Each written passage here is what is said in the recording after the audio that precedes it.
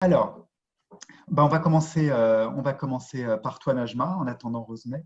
Est-ce que tu peux nous présenter rapidement eh bien, Wheel of Green, un peu ses origines et ce que c'est maintenant? Bien sûr. Donc pour ceux qui ne connaissent pas le festival, c'est un festival qui s'est lancé en 2011. Pour la petite info, l'association Wheel of Green a été créée en 2008. Donc il a fallu un petit peu de temps que la première édition voie le jour.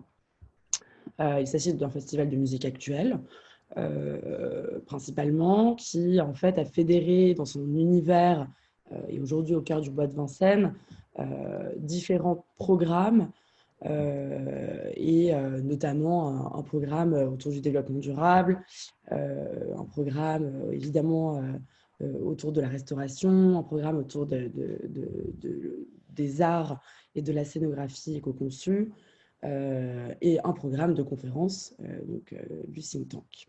Euh, Nous sommes aujourd'hui on va fêter les 10 ans l'année prochaine nous rassemblions, on va dire, lorsque c'était encore possible, 80 000 festivaliers sur 2 jours, donc environ 40 000 personnes par jour. D'accord. Ben, très beau programme. Tu parles d'ores et déjà d'une hybridation finalement de ton dispositif. Est-ce que c'est un festival ou est-ce il était déjà tellement hybridé à l'origine entre festival et autres types et Il autres se formats? considérait déjà comme un laboratoire, on va dire un laboratoire bêta-test aujourd'hui qu'on essaie de développer d'autant plus actuellement. Et effectivement, le modèle hybridé, il, il est issu de la volonté et du souhait d'avoir un festival moderne et de se poser la question phare, quelles sont nos ressources, que pouvons-nous produire? Donc, l'idée, c'est d'avoir et de produire un festival ancré dans des problématiques actuelles, de repartir à zéro pour la conception et la production d'un événement éphémère, puisqu'on sait que la problématique de l'éphémère est évidemment la problématique de l'impact. Donc voilà, la célébration voilà, l'objectif était de sensibiliser l'opinion, d'influencer les publics, toutes les sortes de publics, d'essayer de modifier les comportements et voilà, à notre échelle, de participer à un mouvement de fond auquel on se disait que voilà, les jeunes, surtout les citoyens, pouvaient participer. Ok. Est-ce que tu veux qu'on passe la petite vidéo pour montrer un peu les grandes images de, Oui, alors, pour information, c'est une vidéo qui n'a pas du tout été tournée par Will of Green, mais par Ecosia, un de nos partenaires euh, voilà, qui a planté des arbres avec nous il y a 2 ans. Voilà, je vous laisse la découvrir. Ok, je vais partager mon écran tout de suite. Hop. Je suis pas sûr d'avoir le son, mais au moins on verra des images. Est-ce que voilà, j'espère que ça. Hop, voilà.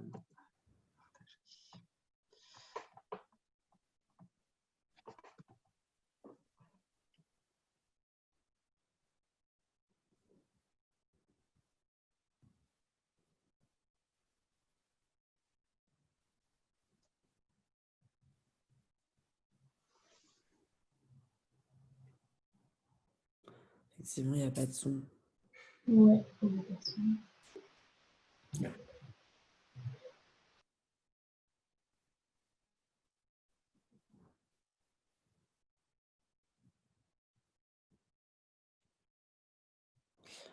Est-ce que tu veux commenter au fur et à mesure, Najma, d'ailleurs?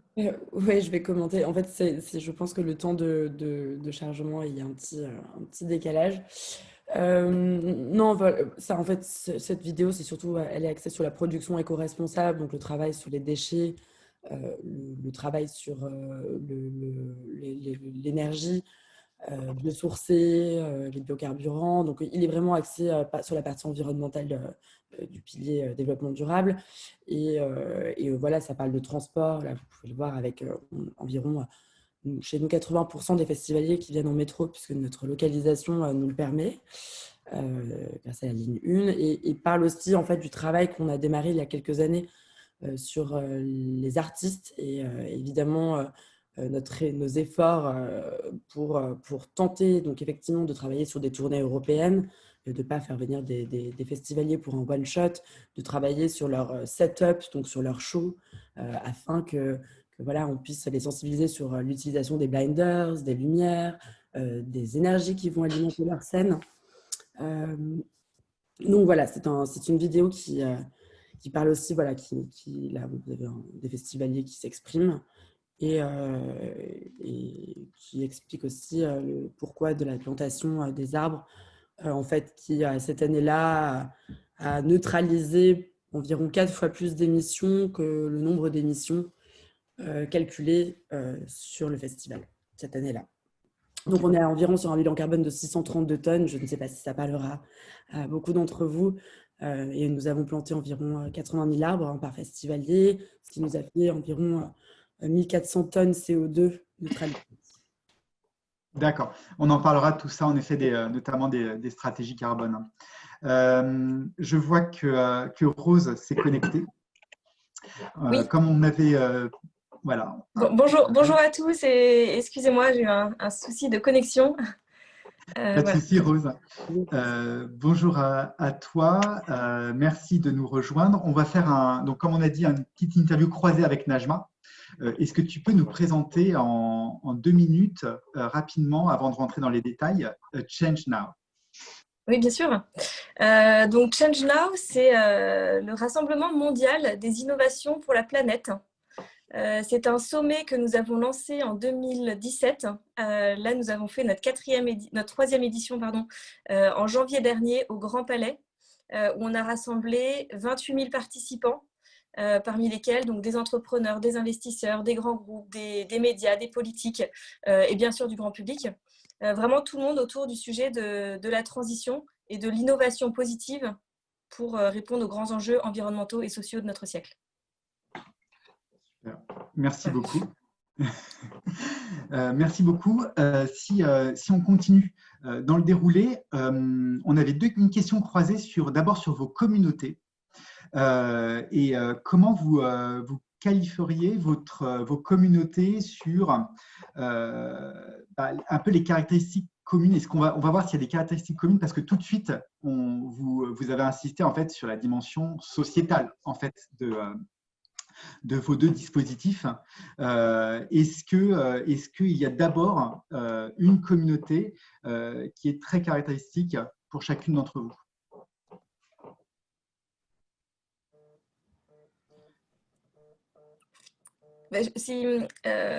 Alors, de notre côté, je dirais avant tout, l'événement, il a été créé pour une communauté. Il a été créé pour les entrepreneurs de l'impact. En fait, on s'est rendu compte dans 2015-2016, on se rendait compte qu'il y avait une nouvelle génération d'entrepreneurs qui était en train d'émerger, qui voulaient mettre en fait leur innovation, leur capacité de création au service des grands enjeux environnementaux et sociaux, et pas juste au service du profit pour le profit. Et en fait, on s'est rendu compte que pour cette communauté d'entrepreneurs, c'était très difficile de se connecter aux capitaux, de trouver ses investisseurs, de trouver ses partenaires. Autant on a ça, par exemple, dans l'écosystème français, on a beaucoup investi ces dernières années, je dirais les 10-15 dernières années, dans l'écosystème tech, donc dans le soutien aux entrepreneurs de la tech, et même au niveau mondial, c'est un écosystème qui est riche et qui a des temps forts, comme par exemple le CES à Las Vegas, qui est vraiment la grande messe mondiale des entrepreneurs de la tech. Et en fait, on s'est rendu compte nous, que pour les entrepreneurs de l'impact et les entreprises engagées, on n'avait pas ce type de rassemblement, et que c'était souvent des personnes qui œuvraient de manière finalement assez isolée. Et donc, on a décidé en fait de créer cet événement avant tout pour eux, pour leur faire cette plateforme où eux peuvent être visibles auprès des médias, et en face, on fait venir énormément de réseaux, des investisseurs, des grands groupes, les médias, des talents, pour qu'ils viennent en fait mettre leur contribution à ces projets, et en fait que ça permette d'accélérer ces innovations.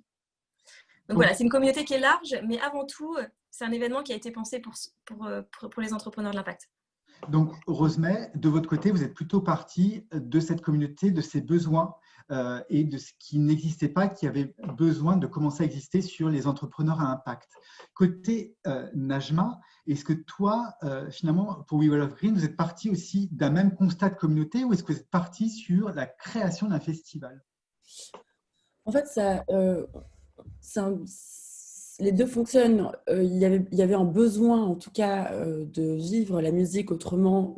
En tout cas, c'est ce qui était ressorti par les fondateurs, donc Marie Sabot, et qui a été aidée par Emmanuel de Burtel. Il y avait un besoin de modernité, un besoin de parler à la jeunesse et de vivre un festival autrement et d'avoir de nouvelles expériences. En tout cas, on n'a pas créé ce besoin, mais on avait un sentiment qui manquait dans le paysage des festivals, quelque chose qui soit presque plus en phase avec les valeurs émergentes en 2011, qui était celle d'une problématique environnementale de plus en plus souhaitable, de problématiques environnementales à intégrer dans la façon de produire et d'éco-concevoir son événement. Et puis, il y avait un besoin peut-être à Paris, puisque au tout départ, c'était un souhait de s'implanter sur un territoire. Il y avait un besoin de fédérer tout ce vivier de restaurants qui pouvaient être modernes et avec qui on travaille depuis des années sur des chartes de restauration. Il y avait des étudiants en art qui n'avaient jamais exposé à échelle 1. Ils n'avaient pas eu d'opportunité de montrer au grand public leurs œuvres. Il y avait effectivement aussi énormément d'intervenants, de speakers qu'on avait envie de faire découvrir au grand public. Donc tout cela, c'est un petit peu imbriqué, je dirais, pour créer la communauté We Love Green jusqu'aux enfants, puisqu'on a un espace enfant depuis le tout prémisse du festival. D'accord. Donc la communauté, finalement, c'est fédérée autour de ce que vous proposiez, en fait. Tout à fait. D'accord, ok. Et j'avais une deuxième question où on met les deux pieds dans le plat. Est-ce que donc vous avez une utilité sociétale très forte qui marque l'ADN de vos deux dispositifs événementiels? Est-ce que vous pensez que pour l'événement de demain, on pourra se passer de cette construction d'une ADN très sociétale, c'est-à-dire au service d'une société de demain? De mon point de vue, je ne pense pas. Je pense que l'utilité sociale, c'est un investissement économique durable. Donc, il me semble que ça va être un petit peu le mot d'ordre pour les prochaines années. Elle développe une dynamique économique territoriale, elle favorise la cohésion.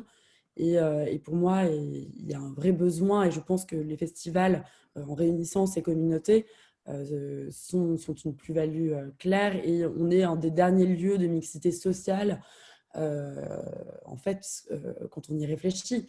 Donc, quand on fait venir Aya Nakamura et qu'on la présente à Kumi Naido, par exemple, qui était l'ancien directeur de Greenpeace International, puis d'Amnesty International, on voit que la première chose qu'Aya Nakamura, en sortie de scène, raconte à Kumi Naido, qu'elle ne connaît pas forcément, ou en tout cas dont elle a entendu parler, c'est « Je suis griotte ».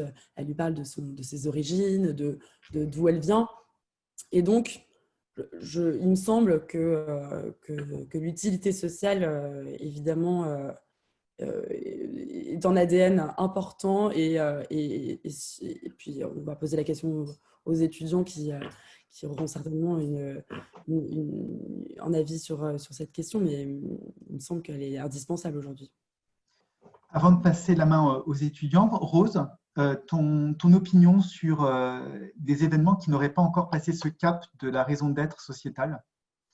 Oui, mais je rejoins Najma. Je pense que maintenant, ça devient, et aujourd'hui plus que jamais, avec la conjoncture actuelle, je dirais aujourd'hui, ces sujets deviennent centraux. Et je dirais pour des raisons, il y a toutes les raisons maintenant d'avoir une utilité sociale, des raisons à la fois externes et internes. Je dirais les participants eux-mêmes aujourd'hui sont de plus en plus sensibles à ces sujets. Et des événements qui ne sont pas, qui font des erreurs d'éco-responsabilité, ou qui négligent, par exemple, ces aspects-là, vont de plus en plus être pointés du doigt. Voilà, on a les bouteilles en plastique. C'était peut-être pas choquant il y a quelques années, ça le devient de plus en plus. Et voilà, beaucoup d'exemples en fait qui font qu'il y a une attente maintenant aussi de la part des participants. Donc ça d'une part, et aussi en interne, c'est-à-dire que on se rend compte les entreprises, donc c'est valable pour l'événementiel, mais même au global, c'est une demande aussi très forte de la part des personnes qui travaillent pour les événements ou au sein des entreprises, d'avoir un travail dont ils sont fiers, qui a du sens, qui contribue à un monde positif. Et dans le monde de l'événementiel, moi je constate beaucoup au niveau des agences avec lesquelles on travaille, qui sont parfois très embêtés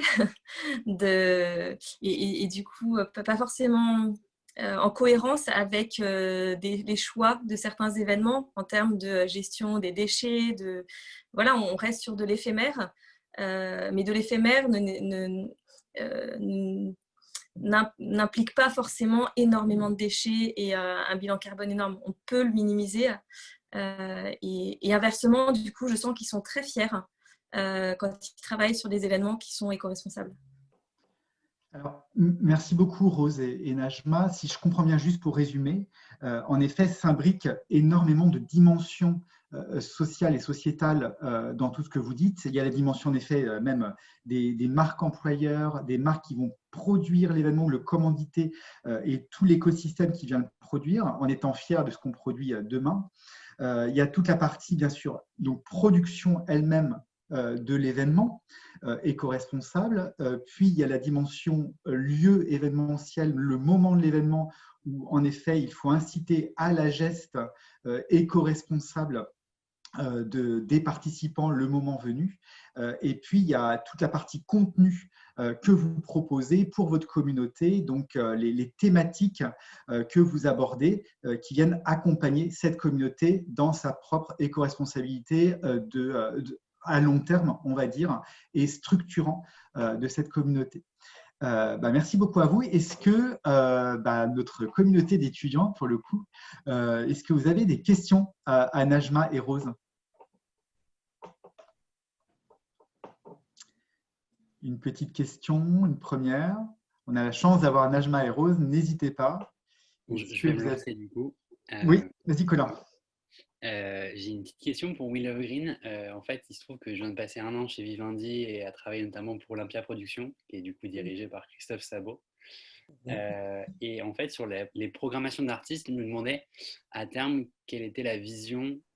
Un exemple très concret, quand on est un festival avec une identité comme ça, effectivement forte, tournée vers le développement durable, une aide sociétale, comme on l'a dit, comment on se place dans notre rapport avec les artistes quand on sait que beaucoup des artistes qu'on va pouvoir inviter n'ont pas forcément tous à cœur de représenter ce qu'on avance. L'exemple type Booba, quand on est effectivement à inviter un rappeur qui s'achète 3 voitures par an, qui rejette 250 grammes de CO2 dès qu'il démarre, comment on se place en fait pour concrètement être ancré dans la réalité, d'avoir un festival qui fonctionne avec des gens qui viennent, voir des gros artistes qui sont un peu les tendances du moment, tout en gardant un peu son identité et en étant en accord avec ses propres principes.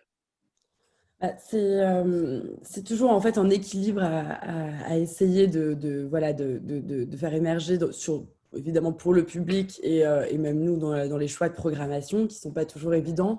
Par exemple, en l'occurrence, je pense qu'on a réussi à capter un public qu'on n'aurait jamais capté en faisant venir Booba.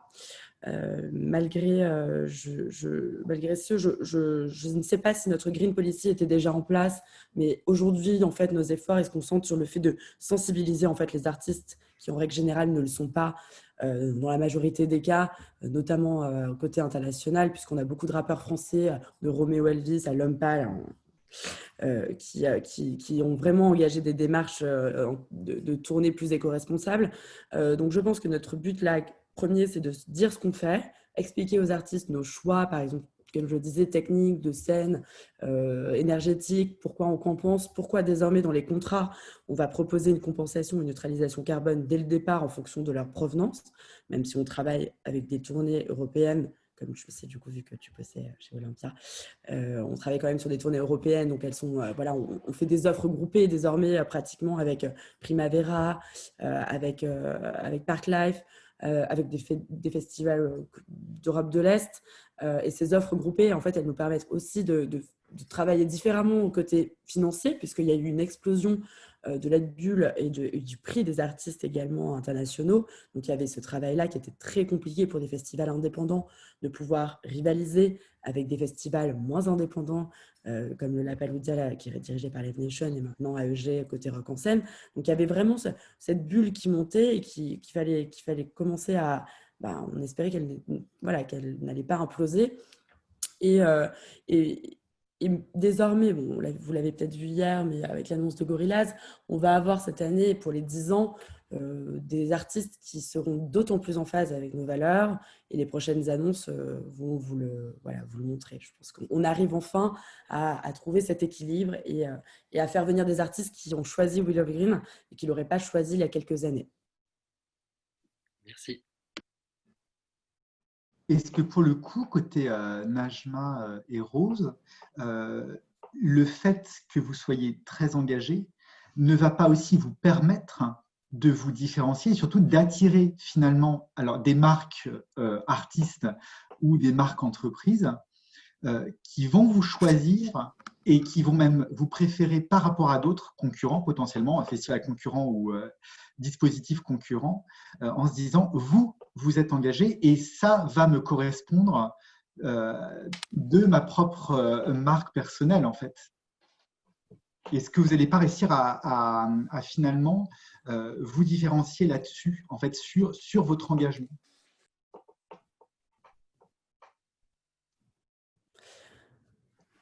En fait, Rose va, je pense, dire la même chose que moi. Clairement, les marques, elles viennent également pour cet engagement. Et depuis des années, nous, on le voit, on a une recrudescence de sollicitations de partenaires privés, puisque le festival n'est financé qu'à 3,5% de subventions publiques.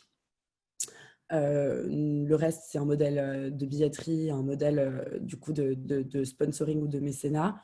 Les marques viennent à Willow Green parce qu'elles ont envie d'y trouver un public, une cible, et en même temps envie de partager des valeurs. Le choix est assez cornélien. Quand on refuse de nombreuses entreprises et de grosses entreprises qui arrivent avec beaucoup d'argent. Et d'autre part, on a encore des partenaires qui s'engagent dans certains efforts, qui ne sont pas les plus responsables en termes de responsabilité sociétale environnementale, mais qui ont entamé des démarches et qui ont des innovations à proposer. Donc chez nous, c'est un contrat et une charte aussi d'engagement des partenaires. Et pour nous, un point clé, ça a été leur volonté surtout de prendre la parole sur le think tank, qui était notre scène de conférence. Donc, elle est labellisée et elle est mécénée par certains partenaires, mais la prise de parole des partenaires est interdite sur cette scène. Nous déléguons en fait, grâce aux journalistes du Monde et en coprogrammant avec des journalistes, on a une indépendance éditoriale sur cette scène qui est très très importante.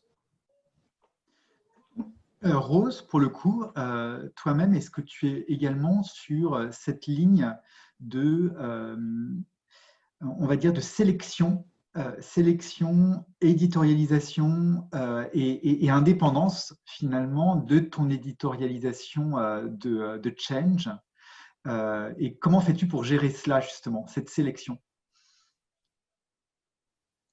Oui, mais complètement, nous aussi, c'est vrai que les partenaires,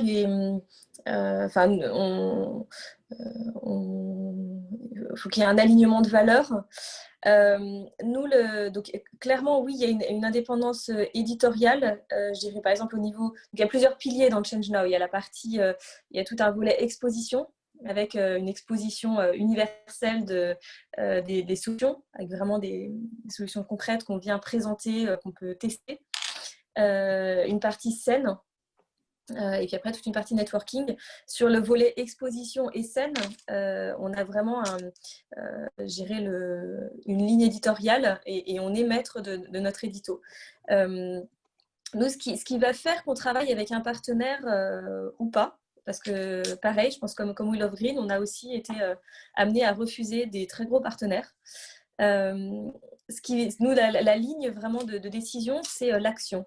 on est sur un événement qui est là pour faire avancer les choses, qui est porté sur l'action concrète. Et donc, quand on va travailler avec un partenaire, c'est parce qu'on a identifié chez lui des actions concrètes qui font avancer une industrie ou qui font avancer les choses dans le bon sens. Et si on le fait venir, c'est pour parler de cette solution-là. Il ne va pas venir pour parler, pour afficher sa marque en grand partout dans, dans l'événement. Il y a après aussi tout un travail d'intégration du partenaire pour que ce soit fait de manière intelligente et pour nous et pour lui. Et par exemple, pour vous donner un exemple, l'an dernier, on avait des gros sponsors donc, qui étaient présents dans l'espace d'exposition. Certains étaient présents en fait, à travers des solutions qui soutiennent, donc pas par leur présence en tant que telle. Et de plus, ils étaient marqués comme voilà, c'est eux qui avaient financé la venue d'une dizaine d'équipes d'Afrique ou d'ailleurs. Et puis, on a eu aussi même des retours de directeurs de communication qui, eux, étaient venus pour des actions menées par leur entreprise, mais sur lesquelles on n'avait pas du tout communiqué sur le nom de l'entreprise, quasiment pas. On avait vraiment communiqué sur l'action. Et en fait, on a senti qu'eux-mêmes étaient finalement très contents parce qu'ils avaient eu un discours de fond avec les gens. Et il n'y avait pas eu cet obstacle ou disons cette forme voilà, de branding qui vient finalement un peu casser la discussion ou freiner certains échanges. Donc voilà, quand on est avec des partenaires, c'est vraiment pour l'action concrète qu'ils ont à amener, c'est ça qu'on va mettre en avant. Très intéressant. Est-ce que Vincent, vous avez d'autres questions? Alors moi, je ne suis pas étudiant, mais j'ai une question si tu me l'autorises. Moi, j'avais une question pour vous deux concernant vos prises de position sur des sujets sociétaux. Je laisse de côté votre stratégie éditoriale qui est propre à votre événement et la communication aussi qui est propre à votre événement, mais est-ce que vous vous permettez d'aller sur le champ de prise de parole, d'expression de conviction sur des sujets d'actualité? Je ne sais pas, je peux penser à la Convention citoyenne et ses résultats, par exemple, que ce soit avec une consultation citoyenne sur make.org, que ce soit à travers du sponsoring ou des partenariats sur certaines actions ou certains événements. Est-ce que vous considérez que c'est votre rôle de vraiment de vous exprimer là aussi sur d'autres sujets que votre événement? Ou est-ce que vous restez quand même aujourd'hui plutôt dans votre couloir de course, si j'ose m'exprimer ainsi? Pour We Love Green, en fait, je crois que de plus en plus, on se considère de plus en plus comme un média. Et nos prises de parole, elles sont assez claires. Depuis 2014, ce think tank nous permet de recevoir effectivement des activistes, des penseurs, des lanceurs d'alerte, des philosophes, des gens de Pablo Servigne à Cyril Dion, des gens de Pascal Canfin à Jérémy Rifkin. Nos prises de parole sur les réseaux sociaux font que oui, on relaie chaque mauvaise nouvelle ou chaque bonne nouvelle et on peut, et ça nous arrive souvent de les retweeter ou de les recommenter avec notre point de vue. Et notre point de vue, il est assez clair, c'est celui sur les avancées environnementales. Et lorsqu'il y a un recul ou quand il y a quelque chose même au niveau social, qui nous révolte, on prend position. Et on avait peut-être un peu peur, effectivement, c'est pour ça que la question est assez intéressante. Je pense qu'au départ, on ne se sentait pas légitime. Et en fait, on a légitimé, et je pense que la communauté l'a légitimé au fil du temps, au fil de l'eau. On voit que quand on prend position, on a aussi du reach, on a aussi, voilà, en fait, on a un lien du coup qui se crée avec le public. C'était pas évident, mais désormais, ça ne nous pose pas de problème. Et voilà, le débat est ouvert, peu importe que notre communauté en fait, soit celle à laquelle on parle ou qu'elle ne soit pas d'accord ou en désaccord avec nos prises de position parfois, c'est plutôt bon signe en fait. Rose, pour le coup, Najma, Oui. moi j'avais une deuxième question sous-jacente aussi, c'est que finalement, alors, quand vous dites, en effet, on va se permettre de prendre position, donc d'avoir finalement ce rôle aussi de porte-parole par cette puissance de la communauté que vous avez pour dire ce que pourrait être le monde de demain dans votre philosophie, est-ce que derrière, ça implique une gouvernance spécifique dans vos structures d'organisation? C'est-à-dire est-ce que c'est vous-même seul en tant qu'organisateur de l'événement qui prenez ces décisions, ou est-ce que vous commencez à réfléchir à constituer une gouvernance de parties prenantes avec qui vous allez prendre ces décisions de prise de parole ou de prise de position?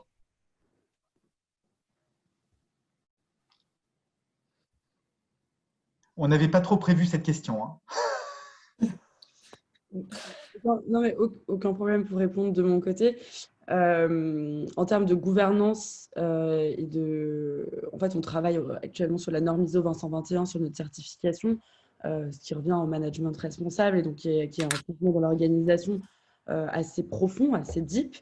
Et ça remet en question et ça aussi clarifie le système de gouvernance, de prise de décision et donc de prise de position, puisque du coup les parties prenantes vont s'exprimer et vont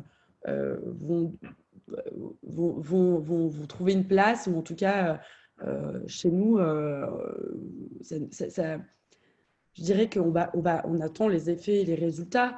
On l'a souvent fait avec le cœur et sans trop réfléchir jusqu'alors. On essaie de se structurer un peu plus.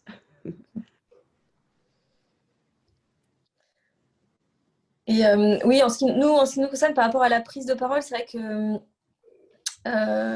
bon, c'est pas notre mission notre mission véritablement aujourd'hui, elle est de fédérer un écosystème. Alors attendez, excusez-moi, il y a peut-être un petit peu de bruit. Excusez-moi. Elle est vraiment de fédérer un écosystème et d'être porte-parole de ce qui se passe et d'essayer de faire avancer ces actions. Ça nous est arrivé de prendre la parole, de faire des tribunes.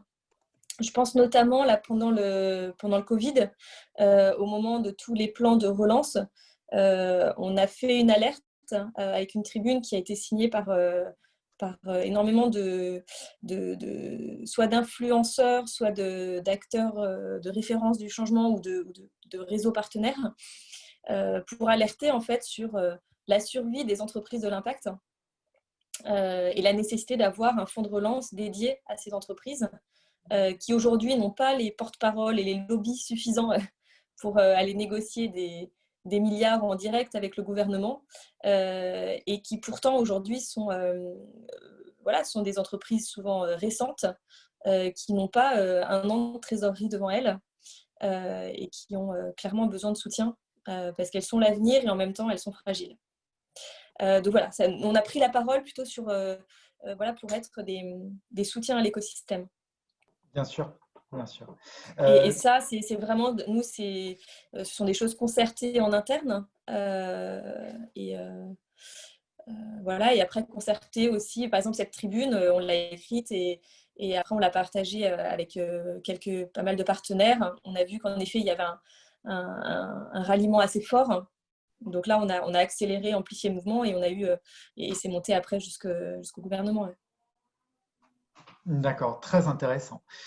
Si on vient sur la deuxième partie, justement pour le coup, comment se traduit, on va aller sur du plus concret, comment se traduit physiquement finalement votre événement dans cette stratégie d'accompagnement d'un écosystème?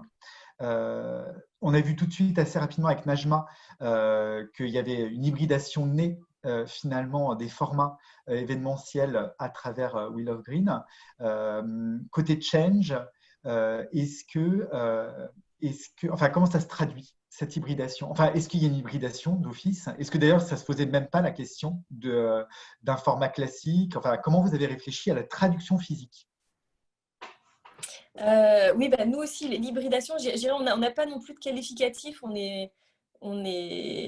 Parce qu'on est un événement, oui, qui est hybride, qui cherche aussi. L'idée, c'est de faire vivre l'expérience. On ne veut pas du tout être dans un événement B2B classique. D'ailleurs, c'est absolument pas l'objectif. Il y a cette expérience, il y a du contenu professionnel, clairement.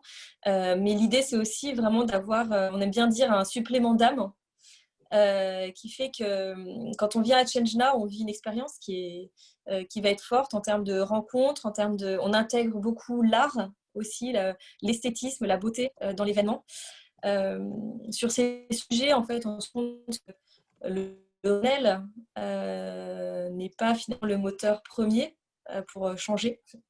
C'est une fois qu'on est touché personnellement, qu'on est ému, qu'on peut vraiment s'impliquer davantage. Donc on a aussi disons le fait d'avoir des formats hybrides nous permet d'aller toucher en fait les différentes sensibilités. Donc avec, je vous disais, il y a une partie des scènes et d'exposition, mais on a aussi en effet des œuvres d'art, on a un festival. On t'entend plus très bien, Rose. Sur les pardon. Alors, bon, oui, en fait, en termes de connexion Internet, je sais que j'ai pas un très bon débit là. Est-ce que c'est... Là, ça a l'air mieux, ouais. Est-ce que c'est mieux? Ouais. Ça a l'air mieux, d'accord. Donc voilà, oui, je vous disais, voilà, on a cette sur place et aussi avec des événements le soir, comme le film festival, on veut en fait donner une dimension, plusieurs dimensions au sujet de l'impact. Bien sûr. Vincent, on laisse répondre Najma concernant ta question et après on a une question d'Aurel. Najma, sur ta traduction physique. Sur la traduction physique, je pense que qu'est-ce qu'on entend par traduction physique on parle de l'ensemble de nos dispositifs, comment tu vois C'est ça, ton dispositif événementiel qui va répondre finalement à tes grands enjeux de communauté. Est-ce que dès l'origine, vous étiez parti sur… vous appelez festival, il y a le mot festival quand même qui apparaît chez Wheel of Green, mais est-ce que ça s'est construit au fur et à mesure ou est-ce que déjà vous aviez une idée très précise de ce que vous vouliez? On parle beaucoup d'hybridation des formats, mais finalement, est-ce que vous-même vous êtes posé la question des hybridations ou c'était naturel en fait? En fait, elle s'est imposée et puis elle était volontaire, comme je dis, elle était nécessaire puisqu'il fallait un festival moderne et donc il avait envie de rassembler divers éléments et divers programmes dès le départ, puisque la question se disait, je vais en festival, j'ai envie de manger, j'ai envie de bien manger. Ok, premier élément, j'ai envie qu'il soit beau. Deuxième élément, j'ai envie qu'il soit éco-responsable. Du coup, là, on travaille sur la production. Le think tank, j'ai envie qu'il soit engagé. Donc, ça vient de là aussi et il est arrivé un peu plus tard. Alors que dès le départ, le workshop, la scénographie, les chantiers participatifs avec les bénévoles, les étudiants, il y avait une éco-conception. Le think tank est arrivé en 2014. Avant ça, il y avait des projections de documentaires sous une tente. Il y avait quelques activistes qui venaient parler. C'était… la scène dédiée n'était pas encore présente. Donc, physiquement, voilà comment ça se retranscrit. Aujourd'hui, il y a une compatibilité nécessaire aux objectifs de développement durable. Donc c'est notre référentiel. Donc, on continue à travailler sur le système énergétique. Mais au départ, la production en elle-même, elle s'est un peu imposée à nous de par le lieu. On voulait un festival moderne, mais le lieu qu'on nous a proposé, c'était un lieu dans le 16e arrondissement, dans le parc de Bagatelle, juste avant le festival de la Rose, et donc avec des accès camions impossibles, pas de grid, donc pas de points énergétiques pour alimenter les scènes, pas d'eau. Donc en fait, il fallait tout créer, tout acheminer. Donc là, il fallait changer de la façon dont on conçoit. Et il fallait dire, alors qu'est-ce qu'on a? Comment peut-on faire pour avoir que des camions plateaux qui vont circuler que sur une certaine zone? On va décharger à la main, on va trouver d'autres solutions, on va faire des dispositifs du coup plus légers. On va pas avoir de camions frigo, on va pas avoir tant de camions frigo que ça, donc il faut qu'on ait des solutions alternatives. On n'a pas d'accès à la source et à l'électricité, donc qu'est-ce qu'on peut faire venir? Des panneaux solaires, c'est utilisé depuis des années par les armées françaises et du monde entier qui sont dans des zones un peu complexes en accès en énergie. Puis, on ne voulait pas utiliser de groupe à fioul. Au départ, c'était nécessaire d'avoir un mix énergétique. Et puis aujourd'hui, on s'en est complètement passé grâce à des biocarburants sourcés, grâce à de l'hydrogène vert qu'on a testé en 2019.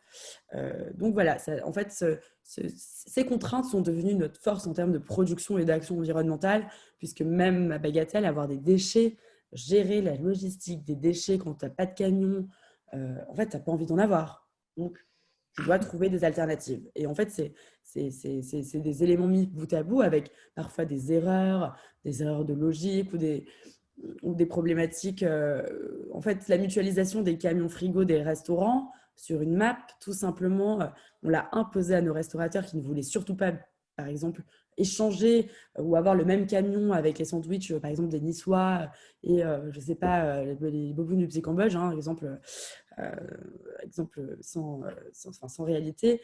On leur a dit, bah, si, il va falloir que vous mutualisiez parce qu'il n'y a pas assez de place, en fait. On ne peut pas accueillir 30 camions, un camion par restaurant. Donc là, il faut trouver une solution. Et puis après, la solution, elle est devenue que nous, on s'occupait, avec un prestataire, d'aller récupérer les ingrédients avec de plus grands camions, mais du coup, moins en quantité, et donc avec des impacts réduits. Voilà, c'est par ces petites expériences qu'on a finalement réussi à avoir une compatibilité à ces objectifs et avoir des référentiels qui ont grandi d'année en année. Aurel, je crois que… Merci beaucoup Najma. Aurel, je crois que vous aviez une question. Oui. Du coup, je voulais savoir, une fois que l'événement est terminé, qu'est-ce que vous faites concrètement pour garder un lien avec votre communauté ?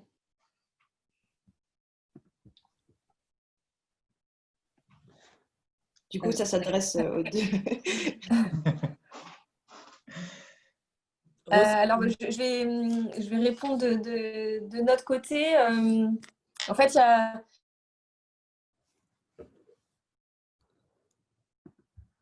J'ai une mauvaise connexion de côté Rose, moi. Rose, on ne t'entend pas du tout. Par exemple, bon,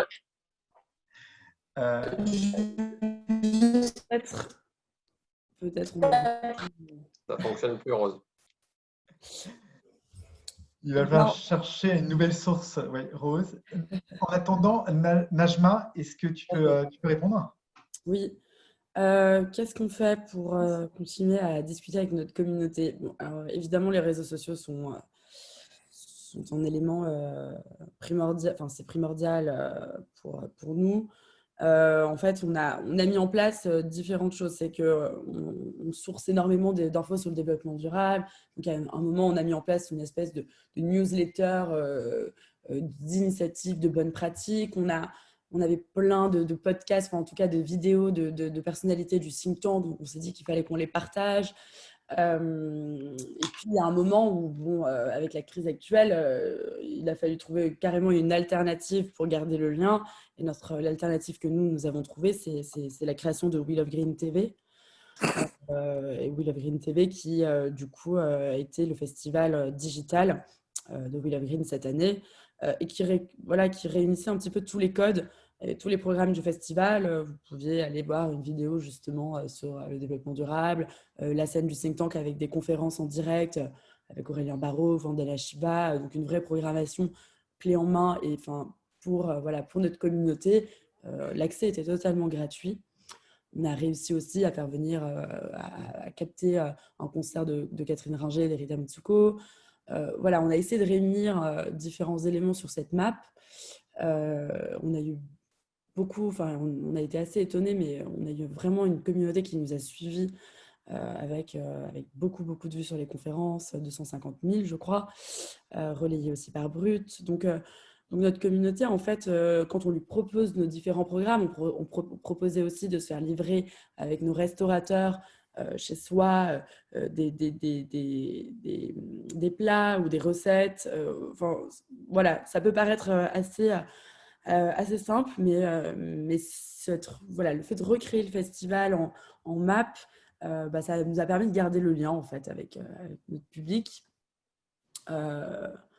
je pense que, je pense que notre souhait plus tard, c'est de pouvoir avoir un lieu hybride, un tiers-lieu ou ouais, effectivement quelque chose en physique qui nous permette à l'année, en tout cas, et physiquement, d'avoir du lien et de réunir les programmes. Donc ça, je pense que c'est la prochaine étape. En permanence. On aimerait bien. Un lieu qui vous appartiendrait alors. Qui vous appartiendrait ou qu'on investirait pour quelques mois en éphémère, avec justement différents programmes et une communauté. Rose? Oui, alors je vais essayer de parler. Est-ce que c'est bon? Sinon, j'enlève la vidéo. Pour le moment, ça va semble là comme ça? D'accord, vous me dites, sinon je coupe la vidéo, comme ça se passera. Oui, nous, au niveau de la communauté, en fait, notre rôle, il est aussi de continuer à créer des synergies toute l'année. Donc, en fait, on va continuer de communiquer avec différentes catégories de participants. Par exemple, les entrepreneurs, avec qui on va entretenir un lien particulier pour leur transmettre des opportunités, soit de la part de partenaires, des opportunités de subventions, de financement, d'appel à projets, etc. Ou de partenariats, voilà. Et en fait, ça, pareil, avec nos réseaux partenaires, on entretient une relation à l'année pour continuer à créer des synergies. Et puis après, tout au long de l'année, ça, c'est un travail après on est en train vraiment là, de mettre en place cette année des actions régulières pour continuer à engager notre communauté toute l'année sur ces sujets. Là, par exemple, on a lancé d'ailleurs, enfin, vous verrez, le nouveau site arrive lundi prochain. Mais on lance un programme avec les explorateurs où on suit en fait toute l'année plusieurs explorateurs qui sont engagés et qui en fait mettent leurs expéditions au service de la recherche ou de la protection de l'environnement. Comme par exemple Alexia Barrier, qui va faire le Vendée Globe et qui, à l'occasion de son Vendée Globe, en fait, de son tour en solitaire, va passer dans des zones qui sont en fait très peu fréquentées d'un point de vue maritime, qui va permettre, et donc elle embarque avec elle pas mal de dispositifs de capteurs pour évaluer en effet l'état des océans dans ces zones peu analysées, qui sont après au niveau de la recherche. Et donc on va comme ça, on lance un programme de suivi des explorateurs qui va être communiqué, relayé auprès de l'ensemble de la communauté. Donc là, Rose, ce que tu nous dis, c'est que tu es même un levier de réinvention du Vendée Globe, en fait. Alors, c'est pas nous qui inventons ce concept, hein. C'est vraiment c'est Alexia Barrier qui décide de mettre son expédition sportive au service de la planète et qui nous a contactés, et on est en fait porte-parole, relais de visibilité de ce qu'elle fait. Relais de ses engagements. En fait, on veut vraiment mettre en avant ces initiatives positives qui peuvent faire bouger les choses. Donc là, vous engagez un certain nombre de programmes, actions très ciblés pour qu'en permanence, vous puissiez montrer les initiatives et mettre en relation les gens pour qu'ils continuent à se développer, en fait. Voilà. On travaille, par exemple, on a aussi travaillé avec le ministère de la Transition sur la loi économie circulaire. En fait, un exemple très concret là, qui s'est passé à Change Now cette année, c'est qu'à l'occasion d'une visite guidée qu'on avait organisée pour le ministère de la Transition, on leur avait présenté une dizaine de solutions, dont une qui a particulièrement retenu leur attention, qui s'appelle Planet Care, qui capte en fait les microparticules de plastique, microfibres de plastique à la sortie des machines à laver. Parce qu'il faut savoir qu'à chaque cycle de machine à laver, les produits, les vêtements en polyester, avec du polyester en tout cas, émettent des microfibres de plastique. Une fois que c'est sorti de la machine à laver, c'est irrécupérable. Ce sont des particules beaucoup trop fines. Et jusqu'à présent, en fait, les industriels n'avaient pas de solution pour capter ces microfibres. Et en fait, il se trouve qu'il y a une solution slovène qu'on a fait venir à Change Now qui fait ça. Donc, qui a été du coup remarquée par le ministère. Et 2 semaines après Change Now, du coup, le ministère a organisé une réunion avec les industriels et cette solution, en leur disant, voilà, en fait, la technologie maintenant existe. Et donc, ça a été intégré quelques semaines après dans la loi économie circulaire. Vous avez peut-être entendu parler que désormais, à partir de 2025, toutes les machines à laver en France doivent intégrer des microfibres, des filtres à microfibres de plastique. Et donc, de ça est née après l'idée de travailler davantage ensemble pour accélérer en fait ces projets de loi, parce qu'au final c'est beaucoup plus facile de changer, de faire des projets de loi quand il y a des solutions alternatives. Encore faut-il les connaître. Donc on travaille maintenant aussi avec le ministère sur l'identification de solutions pour faire bouger les choses plus vite. Est-ce qu'il y a des questions à Rose et Najma? Moi j'ai une petite question. Oui. C'est pour Rose. Vous l'avez déjà peut-être abordé, j'ai eu un petit souci de connexion, mais je me posais la question par rapport au choix du lieu. Par exemple, pour 2021, j'ai vu que c'était du coup sur le Champ de Mars. Et je me demandais du coup si c'était un choix de votre part de se positionner au centre, au pied de la Tour Eiffel de Paris. Voilà, s'il y avait un choix derrière ou si c'était plutôt une occasion d'avoir ce lieu. Alors, c'est les deux. C'est-à-dire que quand on a lancé Change Now, au début, on s'est dit, rêver, lancer ça, c'est Station F qui venait d'ouvrir, qui était qui se lançait avec l'ambition d'être le plus grand campus de start-up du monde. Et on s'est dit, ces sujets, désormais, doivent être au cœur de l'innovation. Et on va dans un lieu qui incarne ça. Puis on s'est dit, quelle serait la prochaine étape? La prochaine étape, le rêve en vrai, notre rêve, ça serait d'aller dans un lieu, dans le Grand Palais. Et en fait, c'est marrant parce que finalement, c'est ce qui s'est passé. Mais vraiment, là, il y avait une volonté de se dire, on a envie de créer une expo universelle, de faire, de revenir un peu sur les traces de l'histoire. Là, il y a une nouvelle page de l'histoire en vrai qui est en train de s'ouvrir. Et on veut s'inscrire dans cette continuité. Donc, on a eu l'occasion d'aller au Grand Palais. Et puis, on s'était dit, et si on a le Grand Palais, c'est quoi la prochaine étape? Et on s'était dit, ça serait plus fou que le Grand Palais, ça serait Tour Eiffel, quoi, devant le Champ de Mars. Voilà, ça c'était un peu un rêve. Ce qui se passe, c'est que le Grand Palais là, est en rénovation en ce moment et ouvre un Grand Palais éphémère sur le Champ de Mars. Donc, en fait, finalement, ça matchait bien. Donc, c'était vraiment, nous, une évidence de se dire, oui, on est dans la continuité du Grand Palais et on va sur ce lieu. Donc, il n'est pas construit, donc, il s'appelle Grand Palais éphémère, mais il n'est pas construit que pour Change Now ou pour une très courte durée. C'est vraiment un lieu qui est construit pour au moins 4 ans sur le Champ de Mars en vue des JO Paris 2024 et qui après sera démonté, reconstruit ailleurs, donc qui est aussi dans une logique d'éco-responsabilité. D'accord. Moi, j'ai une question. Du coup, là, donc si vous vous êtes challengé à chaque changement de lieu, après la Tour Eiffel, On verra. vous avez déjà des idées ou pas? Ouais. D'accord. Ok. Moi, j'avais une dernière question. Vous animez un public, une communauté qui est convaincue, a priori, convaincu, pas forcément d'ailleurs. Comment est-ce que demain, vos dispositifs événementiels et d'animation de communauté vont permettre de convaincre ceux qui ne le sont pas encore d'entrer dans ces logiques de durabilité pour construire la société souhaitable et désirable de demain?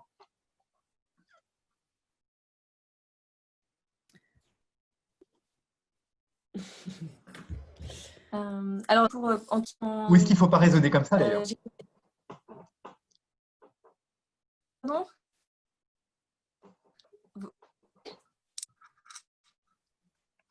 On t'entend mal, Rose. Rose, tu veux couper ta vidéo? Alors, Najma, vas-y, et puis on attend que la connexion revienne. En fait, je pense qu'elle va que notre public n'est pas toujours convaincu et que grâce à ce vecteur de la musique et donc justement de la diversité qu'on peut y apporter encore dans cette touche de programmation, qui est celle qui vient pour fédérer ensuite tous ces programmes, je pense qu'on a encore une marge de manœuvre. Je pense également que le débat sur l'écologie et les degrés Enfin, il y a un débat à l'intérieur même en fait, de la façon dont on doit concevoir et penser l'écologie. Et donc ça, c'est un challenge également. Et ensuite, les communautés, pour moi, en fait, je ne sais pas si on réfléchit comme ça. En tout cas, convaincre plus de personnes à travers la musique et en fédérant, en essayant de proposer une expérience, oui, c'est évident, c'est ce qu'on veut faire et c'est ce qu'on propose. Non, c'est assez… Ok, super. Rose?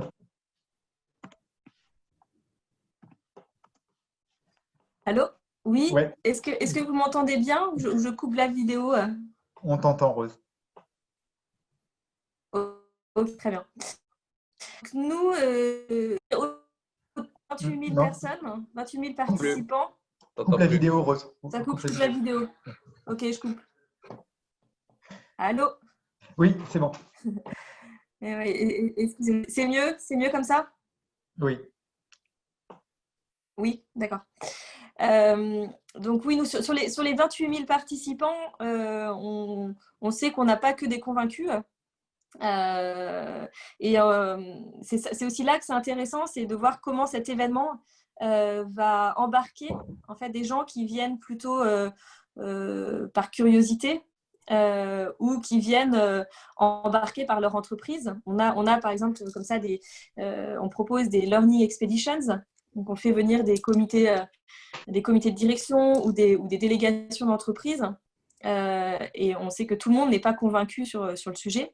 Mais comment, en effet, à travers l'expérience qu'ils vont vivre sur place, ils vont pouvoir prendre conscience de ces sujets, de l'importance de ces sujets et de la réalité aussi du secteur.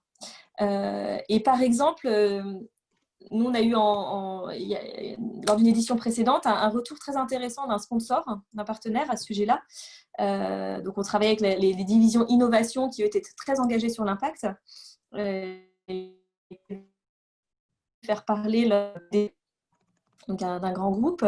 Et le retour du PDG suite à sa venue à ChangeNow, c'était un peu wake-up call, des traités, etc. Mais lui-même n'avait pas pris conscience à ChangeNow en fait, de l'énergie qu'il y a dans ce secteur, du nombre d'acteurs, d'entrepreneurs et d'entreprises qui proposent des solutions profitables, pérennes, solides, avec de l'ambition. Et je pense que ça a donné… le retour qu'on a eu, c'est que derrière aussi l'engagement du coup de la direction n'était plus la même. Et donc quand on arrive en fait à embarquer, à montrer la réalité du secteur aux chefs d'entreprise, derrière on peut aussi agir sur leur ligne directrice et du coup faire activer aussi encore plus le changement au sein des différentes entreprises. Donc voilà, on a clairement ce rôle de convaincre par l'expérience qu'on fait sur place. Ouais, super intéressant. Merci beaucoup. Est-ce que vous avez des questions avant qu'on libère Najma et Rose?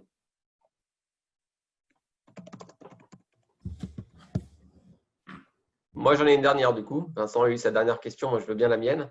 C'est par rapport à, d'une certaine manière, à l'expertise qu'il y a derrière votre marque. Vous êtes des marques donc, qui maintenant est installées dans le paysage, avec un vrai savoir-faire, avec des compétences et avec un historique. Et je m'interroge du coup sur l'étape d'après, sur la valorisation de cette expertise dans d'autres écosystèmes, que ce soit dans d'autres écosystèmes géographiques. On pourrait évoquer la duplication finalement de vos formats événementiels sur d'autres territoires, sur d'autres continents, etc. Est-ce que ça peut être une piste pour vous? Je penserais à l'exportation finalement de votre savoir-faire dans le secteur, d'un point de vue sectoriel, accompagner d'autres festivals, d'autres typologies d'événements à monter en compétence sur ces sujets de durabilité, de stratégie éditoriale, etc. Là aussi, finalement, vous positionnez presque en ingénierie de contenu et d'éditorialisation, ou ça peut être carrément en expertise thématique, à savoir accompagner en effet. Alors Rose a commencé à répondre à cette question juste avant, accompagner simplement des entreprises qui veulent avoir là aussi des stratégies durables d'entreprise, là pour le coup pas d'événementiel mais d'entreprise, et qui pourraient s'adosser à l'expertise de votre marque. Donc comment vous voyez aujourd'hui, enfin ou demain même surtout, le contenu derrière votre marque et l'export de ce contenu? Alors, il faut savoir que pour nous, c'est déjà engagé dans cela, puisqu'on travaille donc avec des entreprises pour tester des innovations qui pourraient être utilisées dans d'autres festivals depuis plusieurs années. Donc, nous sommes bêta-tests en fait, hein, que ce soit sur des biocarburants, sur des prototypes à hydrogène vert, du travail sur le compostage des déchets avec des startups et des entreprises qui ont des solutions et qu'on peut tester côté festival éphémère. C'est engagé parce qu'on a fait une première édition à Arles de Wheel of Green il y a 2 ans. Donc, on a, on va dire, exporté la marque, mais on l'a retravaillée avec le territoire local. Donc, effectivement, on ne pose pas là, comme ça, les programmes et les intervenants de Wheel of Green Paris. On travaille avec le local, avec effectivement les différentes expertises, que ce soit sur les chartes, la traçabilité, sur la restauration, sur la force de frappe maintenant pour faire venir des artistes, également sur des scènes. Par ailleurs, on est sollicité très, très régulièrement par d'autres événements, par des communes, par des élus, par le ministère aujourd'hui pour participer. En fait, on participe à des réseaux européens.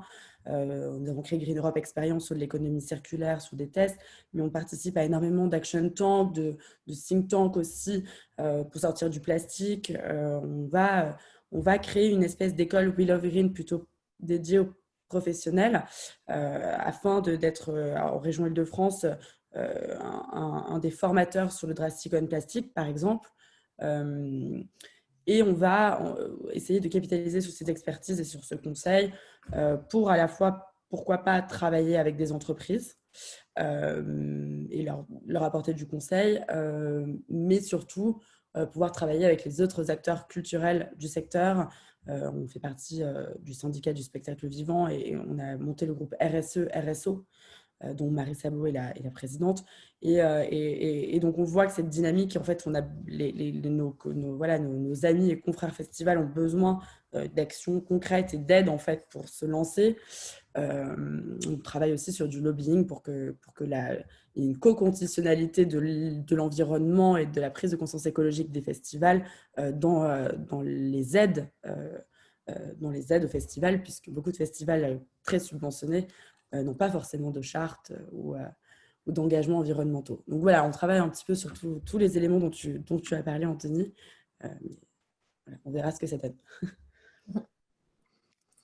Et pareil pour nous, Anthony, en effet, là, tu as bien tracé notre roadmap, qui est que, voilà, il y a en effet ce cœur, là, le cœur du réacteur là, de Change Now à travers le sommet annuel, mais on se rend compte qu'on peut avoir beaucoup plus d'impact. Et donc, oui, des projets, d'autres événements sont complètement dans les plans. Après, avec la conjoncture actuelle, l'internationalisation encore un peu prend un petit peu de plomb dans l'aile, mais voilà, on sait qu'on peut en effet faire rayonner ces sujets sur d'autres scènes. Et également au niveau des entreprises. C'est vrai qu'on se rend compte qu'en créant cet événement, en fait, on a fédéré un écosystème. On est au courant, on connaît énormément maintenant de solutions, d'acteurs du changement, et donc on peut proposer des réponses assez ciblées, soit sur des thématiques, soit sur des industries. Et donc travailler en effet sur des programmations ciblées pour des entreprises ou ciblées sur des problématiques territoriales, par exemple.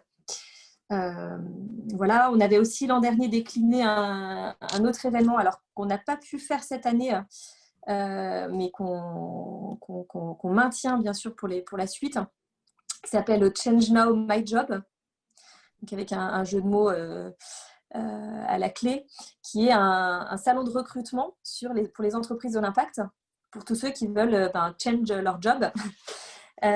Ou bien les étudiants qui cherchent un stage ou en sortie d'école qui veulent prendre une orientation de carrière dans des entreprises de l'impact. Donc ça, on a lancé la première édition l'an dernier. La seconde édition avait lieu au moment de Change Now, sur place au Grand Palais. Et puis on poursuit bien sûr l'année prochaine ce type de développement. Voilà, et en fait nos développements maintenant vont se faire aussi avec les partenaires qu'on a. Donc on y travaille. Bravo. Merci beaucoup à vous deux, c'est génial. Excusez-moi, j'ai une toute dernière question. C'est pour Najma par rapport à Wheel of Green. Donc j'ai bien compris que du coup vous vouliez plus travailler dans différents endroits de France, travailler avec le local et tout. Mais juste, j'ai pas bien compris, est-ce que vous envisagez d'avoir des festivals à l'international dans différentes, je sais pas, différentes capitales d'Europe, différentes capitales du monde? Pour le moment, le festival est encore indépendant et doit encore trouver un modèle plus structuré, plus économiquement plus viable. On a des coûts de production, de développement durable qui sont très, très lourds. Donc, malgré la force de la marque, il y a vraiment des enjeux économiques très, très, très, très puissants derrière. Étant donné qu'on est indépendant et qu'on n'accepte pas de capitaux étrangers en fait, dans l'actionnariat. Pourquoi pas? C'était des choses qui étaient envisagées il y a encore 2 ans. Avec la situation actuelle, comme le disait Rose, je doute que ce soit dans les priorités. Je pense que se recentrer sur le local, l'hybridation et la proposition de programme à l'année fait en fait plus sens. Et voilà, on verra ce qui peut être fait avec des partenaires étrangers plus tard. Et juste une précision, en fait, avec Rose, voilà, on travaille aussi sur Change Now et Wheel of Green. On a réussi à fédérer nos 2 communautés pour que voilà, Change Now puisse intervenir sur Wheel of Green, puisque montrer les solutions et la partie village innovation startup leur est confiée sur le festival. On pense effectivement que nos communautés se rejoignent et que les ambitions sont assez similaires et que je pense qu'on a un chemin assez commun. D'accord. Merci, merci pour complètement, le scoop. Et inversement, du coup, Wheel of Green était à Change Now cette année, l'organisation de la nuit des Changemakers, la soirée des Changemakers. Donc oui, et on est hyper content de cette fédération, Najma. Donc voilà, comme quoi, quand les communautés se rejoignent, les modalités se rejoignent aussi, événementielles, et tout se fait finalement assez naturellement. Merci beaucoup à vous deux pour votre énergie et puis votre rôle hyper contributif à la société. Donc, on va essayer de voir comment on peut s'inspirer de tout cela pour y travailler sur nos différents sujets. Et nos étudiants sont en train de travailler d'ailleurs sur différents sujets. J'espère qu'ils seront inspirés par vos actes. Merci beaucoup à vous. Merci beaucoup, leader. Merci à tous et à toutes. Merci. Merci.